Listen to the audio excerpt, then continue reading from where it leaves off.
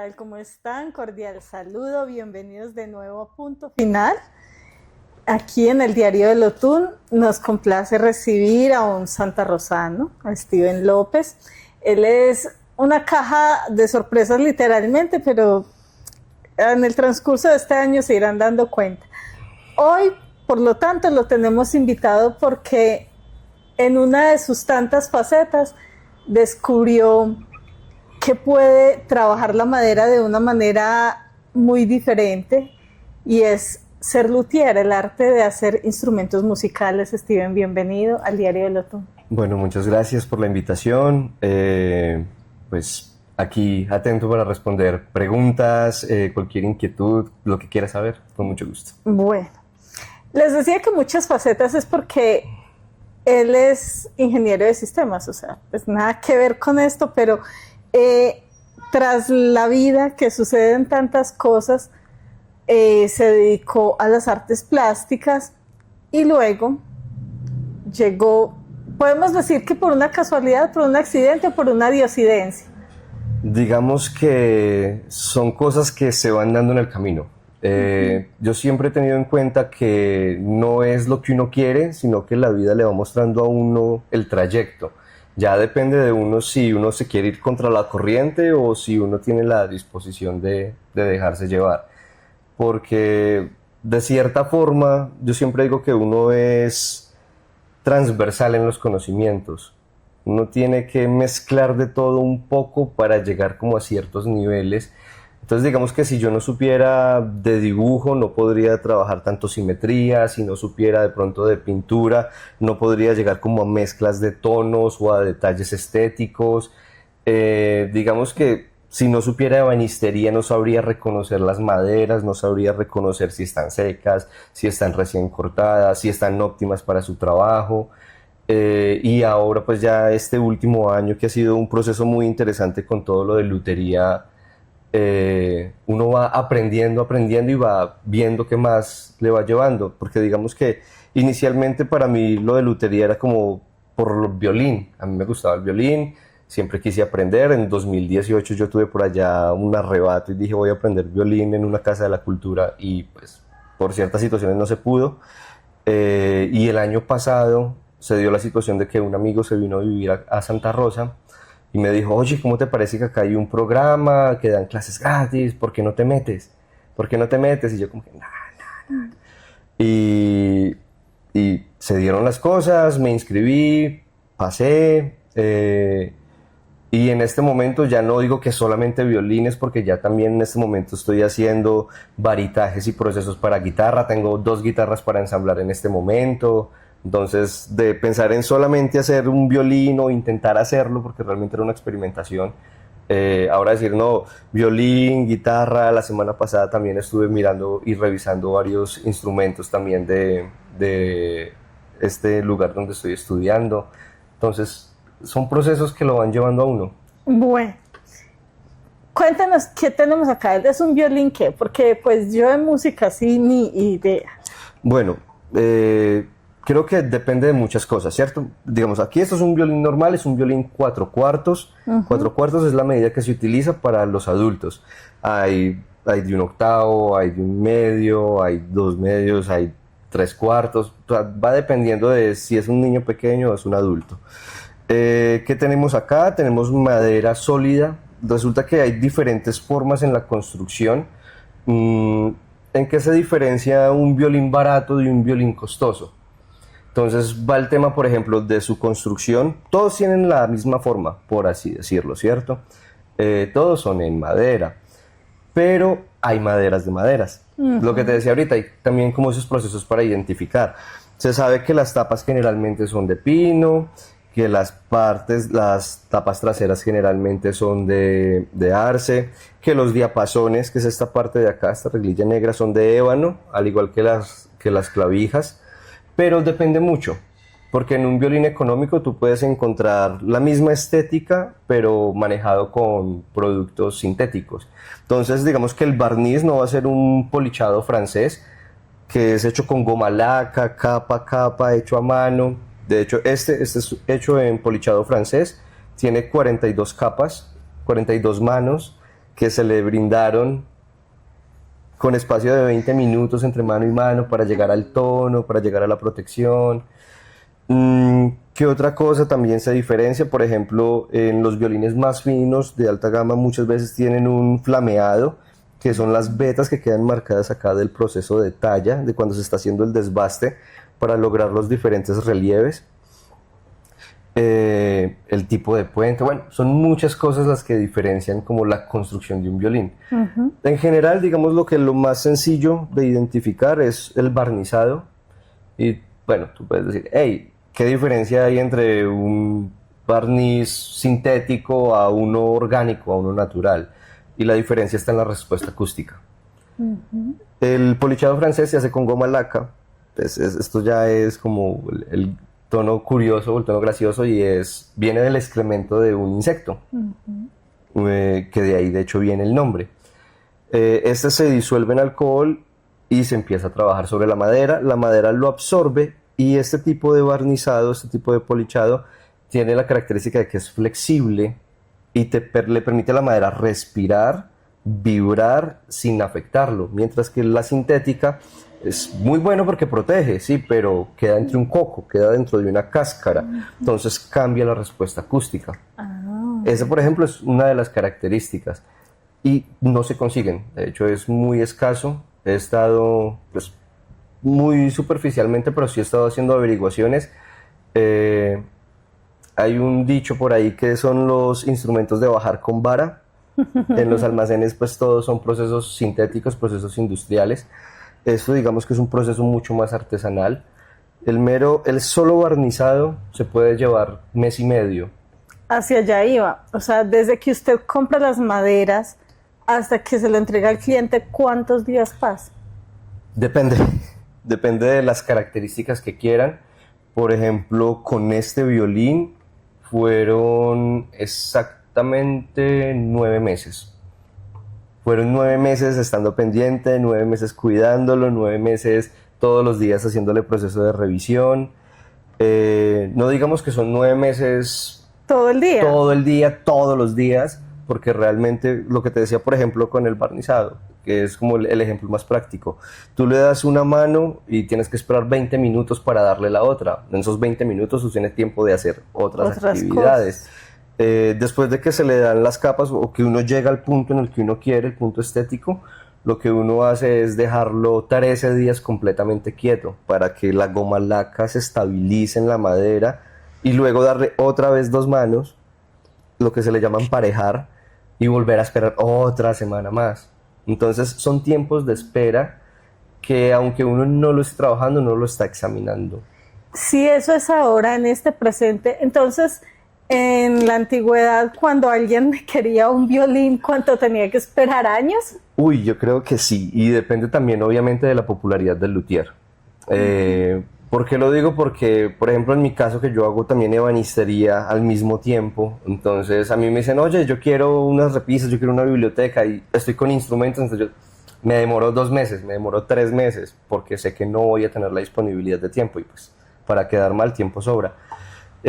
¿Cuánto podría tardarse? Pues imagínate, si yo que estoy utilizando, digámoslo así, herramientas tecnológicas, porque un motor tool que me permite, por ejemplo, moldear la mentonera, antes se hacía a mano con las gubias. Entonces son temas de tiempo. Entonces, si yo me demoré 9 meses, podemos decir que una persona muy habilidosa, y vamos al caso, por ejemplo, de Stradivarius, él hizo de 1000 a 1200 violines en toda su vida. Es como que es un tema complejo, y eso que para la época antigua no tenían los estándares de producción que hay ahora. Ahora los estándares de producción son muy simétricos, las Fs, que son los respiraderos del violín, son súper simétricos, las densidades o los grosores de las tapas son súper milimétricamente medidos para que tengan una respuesta sonora. Antes no, antes las personas era a tacto, sentir la madera, sentir literalmente con sus dedos qué punto estaba más grueso, qué punto estaba más delgado, y empezar a desbastar. Entonces son temas que de cierta forma sí han perdido, y es algo que para mí de hecho es muy importante, y lo he comentado mucho, es que al músico le enseñan a tocar a hacer música, a interpretar el instrumento, pero no le enseñan lo que tiene en las manos. Entonces me ha pasado de que he hablado con varios estudiantes de violín, les pregunto pues como, hey, tú sabes lo que tienes, tú cómo lo cuidas, y pues realmente hay como cierto desconocimiento o cierta ignorancia al respecto. Simplemente saben qué son las cuerdas, saben qué es el arco y tocar, pero no saben lo que tienen de fondo. Entonces creo que eso también es otra cosa, es tratar la música y tratar el instrumento desde el respeto, porque finalmente si nos vamos a la parte más mágica del asunto, la madera, a pesar de que tú cortes el árbol hasta que se desintegre, va a ser un organismo vivo, porque la madera con el frío se contrae, con el calor se expande, con la humedad ella tiende a cambiar su afinación, entonces es un organismo que continuamente está sometido a cambios. Bueno, pero entonces va en violines y guitarras. Hasta ahí va su inmersión en la este lutería. Momento, sí. Y en este tiempo, ¿cuántos instrumentos ha hecho? Pues porque es relativamente poco que usted incursionó ahí. Bueno, mira, yo tenía mi violín, un violín muy, muy económico, no, no te voy a mentir. De hecho, pues te lo dije, en 2018 tuve el arrebato. Incluso por esa época no estaba tan popular lo de ahorita de uno comprar cosas por Marketplace y por Mercado Libre. En esa época no, no era tanto. Yo me pegué el viaje hasta Medellín. Para traer. Sí, fui, me lo compré, pues era un violín de segunda, otra persona ya lo había tenido, pero pues no quería seguir estudiando. Yo como que, bueno, yo estaba feliz de la pelota. Ahora que yo retomo y que lo analizo, yo digo, yo era feliz con muy poco. Pues en el sentido de que realmente es un violín hecho con otros materiales de una calidad no tan óptima. Entonces cuando yo dije, voy a hacer el mío, entré como en este tema de consulta e investigación, consulta e investigación. Gracias a la vida, lo que yo te he dicho, me he encaminado y me he encontrado con gente que sabe mucho más que yo. He podido preguntar, he podido consultar, he podido ser cansón para poder entender cómo funciona esto. Hasta el momento puedo decir que llevo 2 procesos de restauración, es decir, 2 violines que ya estaban en un punto muy medio, y traerlos como un punto más artesanal, a un punto con una mejor respuesta, hechos 1,5. Digo 1,5 porque a pesar pues, de que se le hizo todo el proceso con el barniz, el cordal es hecho a mano, la mentonera es hecha a mano. De hecho, la parte de la voluta también tiene unas modificaciones que pues, me atreví, pues, al ser mío, me atreví a experimentar para ver cómo modificaba su sonido. Debo decir que estas piezas son, entre comillas, recicladas de otros violines que estaban desarmados, que yo dije, estas piezas son de buena calidad y las puedo incorporar y ensamblarlas. Entonces, no, no lo puedo decir que lo hice desde cero. Este es el medio. Exacto. El hermanito es el hermanito de este sí está completamente desde cero. Y tengo otro que me llegó un personaje de Santa Rosa muy curioso, músico también. No recuerdo en este momento el término que utilizan para este tipo de personajes. Llegó y me dijo, hermano, yo tengo desde hace 40 años unas tapas de madera en cedro y yo siempre he querido que me hagan un violín, pero siempre me dicen que no. Entonces yo le dije como que, pues miremos las maderas, pues se dio la situación, las vimos, le hice la asesoría correspondiente obviamente porque pues no es lo mismo una madera en bruto a una madera que ya fue trabajada previamente. Digamos que las tapas que él traía, las tapas son como esta parte frontal, esta es la tapa armónica y esta es la tapa trasera. Él ya traía medianamente elaborado algo. Entonces yo le dije, no son los materiales con los que generalmente se hace un violín. ¿Se puede hacer? Sí. Queda como un fiddle, que es un tipo de violín clásico, más rústico, digámoslo así, más folclórico. Podemos hacer un híbrido, puedo trabajar la parte del diapasón, trabajar la parte de la voluta, el mango, los aros. Podemos trabajarlo con los materiales correspondientes y utilizamos las tapas de cedro. Va a haber una modificación en el sonido, pero pues vas a tener tu violín. Y en este momento estoy trabajando sobre ese proceso. Es un poco más experimental, pero es bastante interesante. Pero entonces, las personas, o sea, ¿es fácil tener acceso a este tipo de instrumentos, o sea, o es muy costoso, dado el tiempo que hay que esperarlo y eso, o es más o menos que una persona lo puede conseguir, digamos, una persona Mira, común que estudie violín? es que si te soy sincero, para un estudiante promedio, tú vas a un almacén de bajar con vara, como te decía ahorita, y tú consigues violines desde 200.000 pesos. ¿Van a sonar? Sí. ¿Te sirven para aprender? Sí. Pero no son los que uno dice son para toda la vida. De hecho, tú puedes hacer 2 violines con la misma tabla y te va a sonar diferente, porque cada pieza de madera tiene características diferentes. Pueden ser del mismo árbol incluso y van a sonar diferente. Entonces, es que ¿qué violín es el mejor? El que para ti suene mejor y con el que te sientas mejor.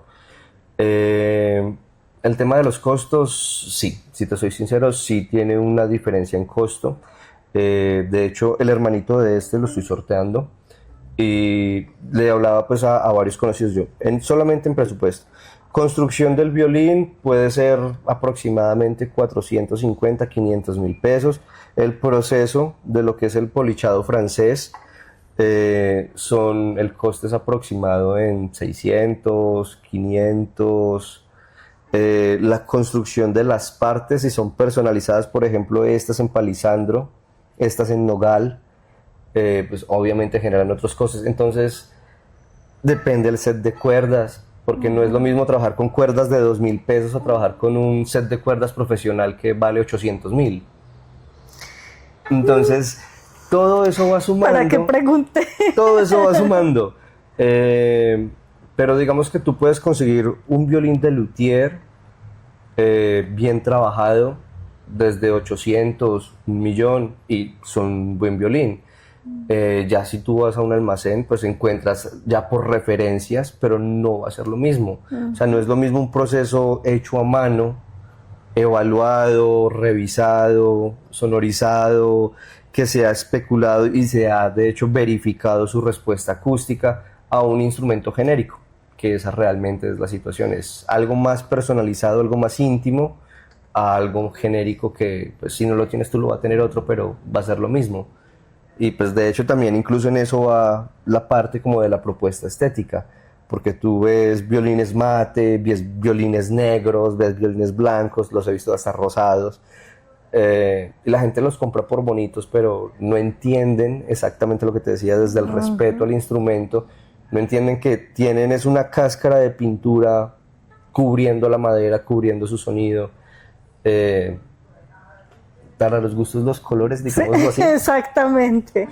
Bueno, Steven, no, pero qué chévere conocer un poquito. La idea de estas entrevistas es eso, conocer risaraldenses, que hagan cosas para contar, para aprender. Por acá siempre bienvenido. Bueno, yo voy a hacer algo un poco controversial. Te cuento, yo nací en Manizales. Yo nací en Manizales, me crié en Chinchiná. Y vive en Santa Rosa. Es una cosa, un personaje del eje cafetero. Es una cosa bárbara. De hecho, dicen que nadie es profeta en su tierra. Totalmente. Y me ha pasado mucho porque de hecho, desde otras actividades que realizo, Pereira de hecho fue la primera ciudad, Pereira y luego Bogotá fueron las primeras ciudades que me abrieron las puertas, que me hicieron sentir bienvenido. Acá en Pereira fue Raven Tattoo Shop, la casa de Tattoo Raven que queda por la Circunvalar. Ellos fueron los primeros que literalmente, como el cuento, puertas abiertas, apoyo total. De ahí en Bogotá, pues con varios conocidos que también son artistas independientes.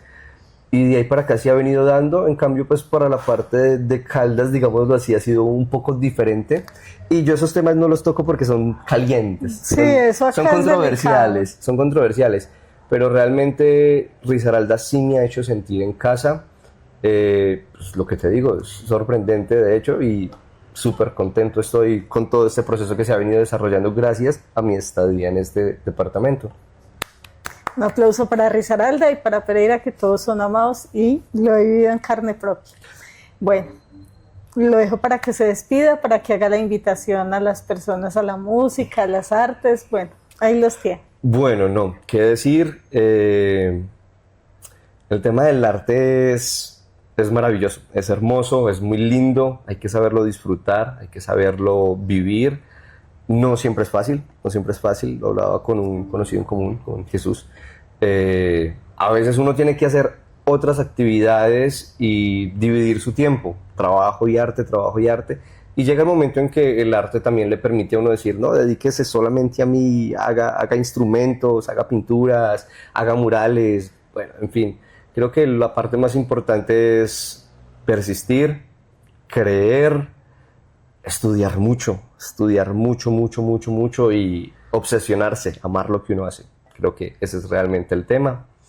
Pues ya en redes sociales me pueden encontrar como Esculture Art o como J. Steven Lutería.